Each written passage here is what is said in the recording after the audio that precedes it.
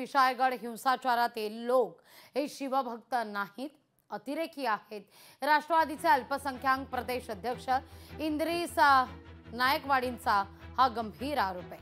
संभाजीराजे छत्रपतींकडून नुकसान भरपाई वसूल करावी असं देखील ते म्हणतात.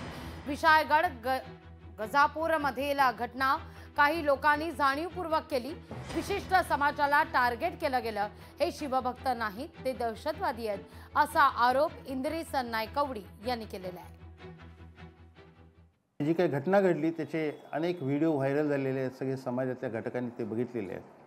ते बघितल्यानंतर आपल्या लक्षात येईल ही घटना घडवणारे, ही दंगल करणारे, हे घरांचं नुकसान करणारे, पेटवणारे, धार्मिक स्थळांची विटंबना करणारे हे लोक कुणी शिवभक्त नाही आहेत, तर हे निश्चितपणानं अतिरेकी आहेत आणि ह्यांचा शिवभक्त असण्याचा कोणताही संबंध दिसून येत नाही. पंचनामे करून जे काही नुकसान झाले त्या नुकसानीची भरपाई शासनानं द्यावी, पण ती भरपाई ह्या संभाजीराजेंच्याकडनं वसूल करून घ्यावी.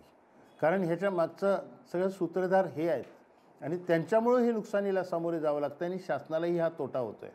म्हणून त्या संभाजी महाराजांच्याकडनं ते वसूल करावं. लोकशाही मराठी ऐका, पहा, जागरूक रहा.